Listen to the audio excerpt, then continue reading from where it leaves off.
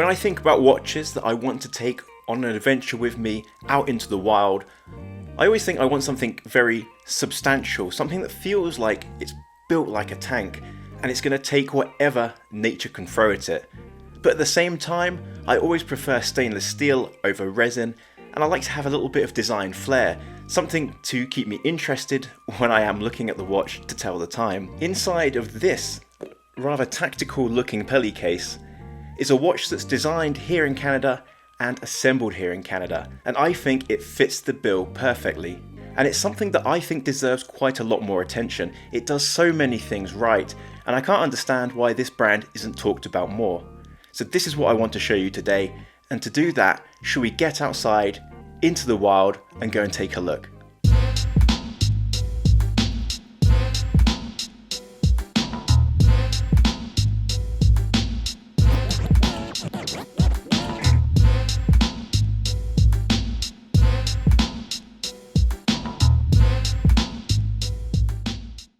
So this is the Whitby Admare Pacific dive watch.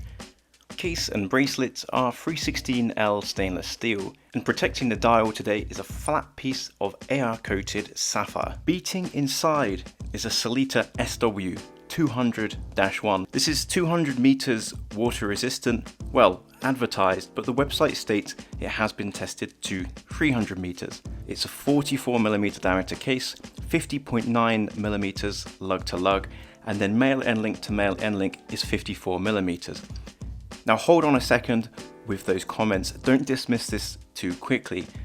So whilst it is a large case at 44mm, this watch actually fits remarkably well.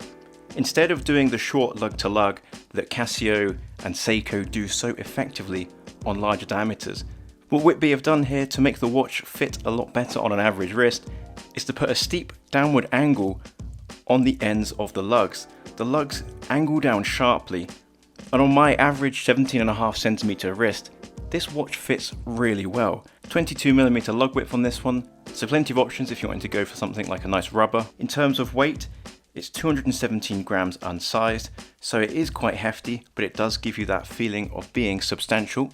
And the other material question that you might have is, what about that bezel insert? Well, I can tell you that it is a matte coated ceramic.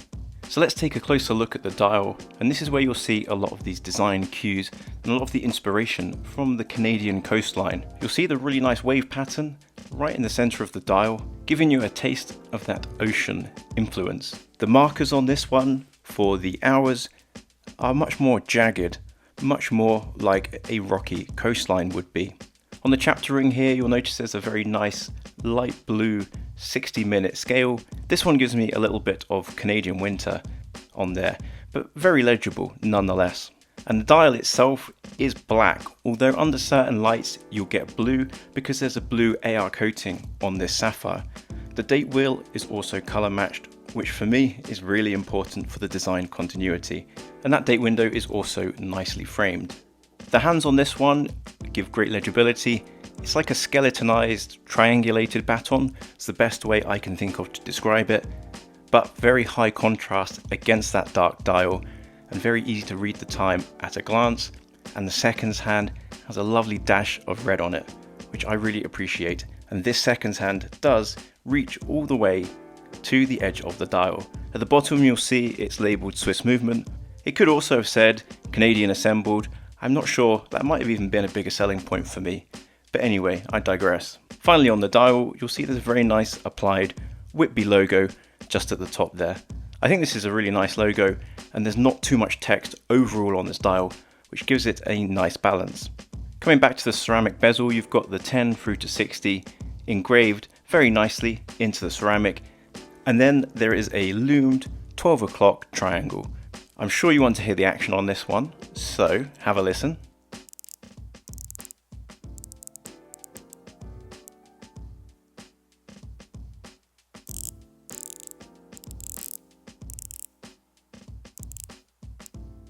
Super smooth, well defined, and with minimal backplay. This is definitely one of the better bezels that I've handled. Taking a look a little bit further out, the case is mostly brushed. You'll see there's vertical brushing on the sides of the case and on the lugs, And the lug's quite angular, as are the crown guards, which I think again further plays into that kind of jagged, rocky coastline influence that you'll see throughout this watch. There's knurled sections on the edge of the bezel, so despite being relatively slender, it is easy to grip and turn. The crown also has a really deep knurling, very easy to operate. The caseback on this is really a work of art. I think it's an absolutely stunning engraving here, with the polar bear, the puffin and the orca on display. And you've got the Canadian motto underneath, which I think literally translates from sea to sea, which makes sense as Canada is ocean on the east and the west. There's not too many specs, there's not too much text, and your eyes are drawn instantly to that beautiful, beautiful engraving. It's probably the best decoration I've ever seen on a solid caseback. I hope you're enjoying the video, and sorry to interrupt you, but just a couple of quick points here. I want to make it clear this isn't a sponsored video. I reached out to Whitby and politely asked them if they'd be able to send me a watch for review so I could get some experience with the brand and see what they are offering. I'm sending the watch back and no money is exchanging hands, and I'm not getting anything else in return for this, and they've got no input into this video. Second of all, if you are enjoying this video, please don't hesitate to like and subscribe to the channel. It does really help. I try to bring as many new and interesting watches as I can to the channel on a frequent basis, and I really appreciate your support. Anyway, that's enough of that. Let's get back to the review. The bracelet on this one, relatively simple, brushed stainless steel and tapers down nicely to the clasp, where you'll find a milled inner and a pressed outer, and the Whitby logo engraved into that clasp as well. And you've got 3 holes of micro adjust on this one. Putting this one on the time grapher, you'll see we've got some strong results here, no complaints, and as mentioned, the SW200-1 is a rock solid, reliable Swiss movement, so I wouldn't expect to have any issues at all moving forward. Now, onto the pros and cons with this watch.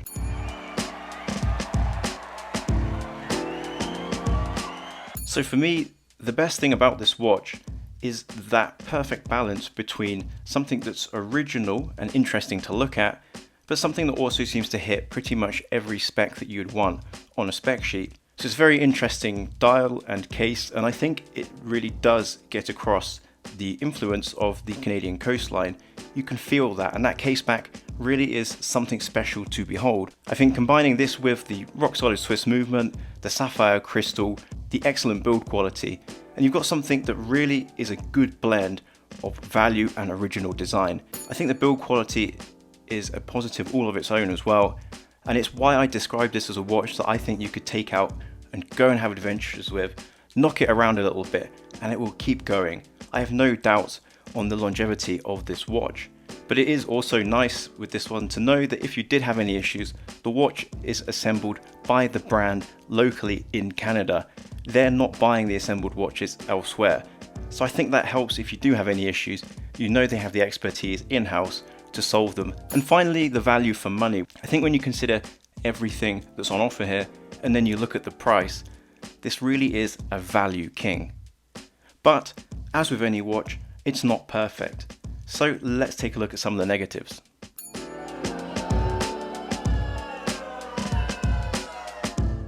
The first negative, and the reason you haven't seen it up until now, I think the lume.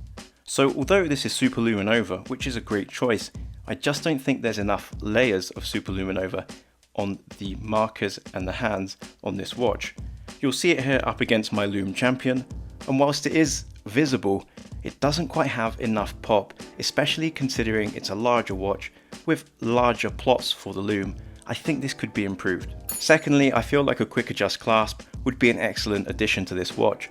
I'm not so fussed with a dive extension because I believe the majority of dive watches aren't ever actually used for diving, but a quick adjust gives you that flexibility if you're out and about to make an on-the-fly adjustment as your wrist swells or contracts depending on the conditions outside.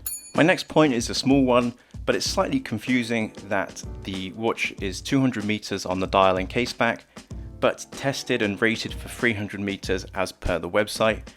I think if it's 300 meters water resistant and tested to that point, then that should probably be advertised on the dial and caseback. And final point is a small one, but I think the bracelet would benefit from being slightly more angular. The lugs on this one have quite sharp angles on them, and then the transition to the bracelet where the end link is relatively smooth. And I just think a slightly more angular bracelet on that top surface would match the case a little bit better and provide a slightly better integration with those lugs. But that's only a small point. Anyway, I think that's everything there is for me to say in the review portion, so let's come to a conclusion on this Whitby. Yes or no, this is your last chance, no beating around the bush. I've really enjoyed my time with this watch, and it did catch me by surprise because looking at the pictures online and looking at the specs, I would think that firstly it might not fit my wrist, but thanks to those extremely downturned lugs, it does. And second of all, I don't think the pictures do it justice on the Whitby website. I actually think in person this one looks far more interesting, and it's a real pleasure to look at on the wrist.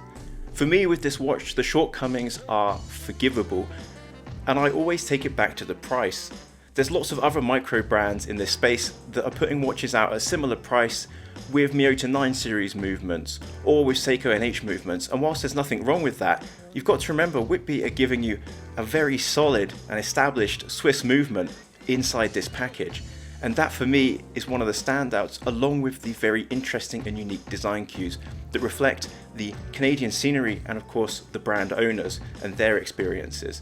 I've put a link to Whitby and to this watch in the description below, so please feel free to take a look, and as always let me know in the comments exactly what you think. Anyway, with all that said and done, I hope you've enjoyed the video today. Thank you so much for watching, and I look forward to seeing you again on the next one. Cheers.